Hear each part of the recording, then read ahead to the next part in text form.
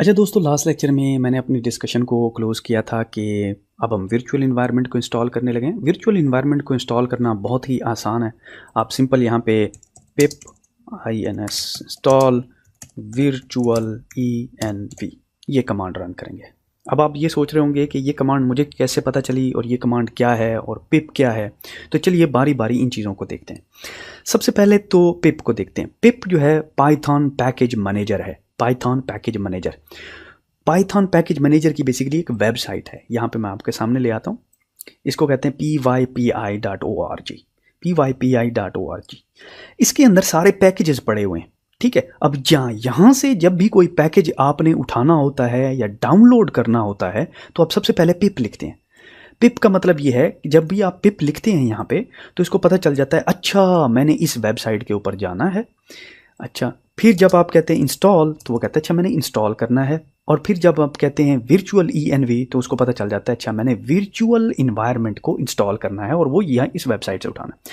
अब इस वेबसाइट के अंदर ऊपर बहुत सारे पैकेजेस पड़े हुए हैं। Let's say Python machine learning, inter करते हैं लर्निंग, तो यहाँ पे आपको देखिए मशीन लर्निंग के पैकेजेस नज़र आ रहे हैं और सबका सिंटैक्स सेम है, पिप इंस्टॉल फिर उस पैकेज का नाम।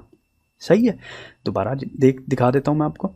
ये देखिए बहुत सारे पैकेजेस में machine learning and data pipeline कुछ भी पैकेज है, पिप इंस्टॉल और फिर उसका नाम।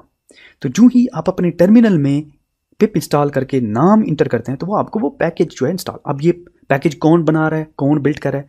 ये ओपन सोर्स पैकेजेस हैं जिसको आप जैसे हमारे जैसे वॉलंटियर जो हैं वो मेंटेन करते हैं, कोड को बिल्ड करते हैं। ठीक है, तो अगर आप एक दिन अच्छे डेवलपर बन जाते हैं तो इट्स अ गुड प्रैक्टिस कि आप जो है वॉलंटियर प्रोजेक्ट्स में ज़रूर हिस्सा लें और जो है इससे आपकी अपनी भी स्किल बेहतर होगी और कम्युनिटी को भी कोचिंग मिलेगा। चलिए तो वापस आते हैं। तो यहाँ पे सबसे पहले तो हम देखते हैं कि क्या वाकई हमारे पास पिप इंस्टॉल है कि नहीं। ठीक है, तो -v लिखेंगे आप, पिप -v इंटर करेंगे तो यहाँ पे अगर आपको कुछ नंबर शो हो रहा है ना, जैसा कि ये देखिए पिप 19.2.3, तो ये मेरे पिप का वर्जन है। पिप एक सॉफ्टवेयर है, जैसा कि मैंने आपको कहा कि पिप का काम ये है कि वो इस वेबसाइट पे जाता है और पैकेजेस को खींच के लेके आता है आपके पीसी के ऊपर।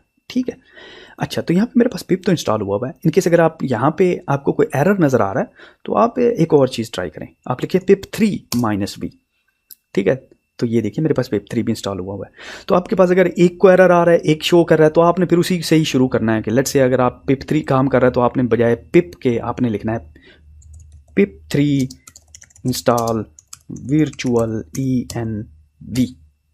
सही है, अब जो ही मैं इसको इंटर करता हूं तो ये वर्चुअल इन्वायरमेंट एक सॉफ्टवेयर है, ये देखिए मेरे लिए जो है मेरे पीसी के ऊपर इंस्टॉल कर रहा है। ये देखिए, तो ये वर्चुअल इन्वायरमेंट जो है मेरे पीसी के ऊपर अब इंस्टॉल हो रहा है और ये कहाँ से ले रहा है?